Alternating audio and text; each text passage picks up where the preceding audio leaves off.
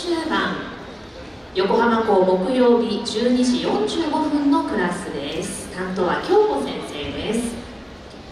このクラスでは一つの課題曲にとにかく時間をかけ、深く考え練習する時間を毎回みんなで楽しんでいます。スロータッチアンクラスですが、健康維持ベーシックだけではもったいないほどの仕上がりですので、今回も発表会で披露していただくことになりました。衣装も貝殻に一つ一つ穴を開け、試行錯誤して作りました。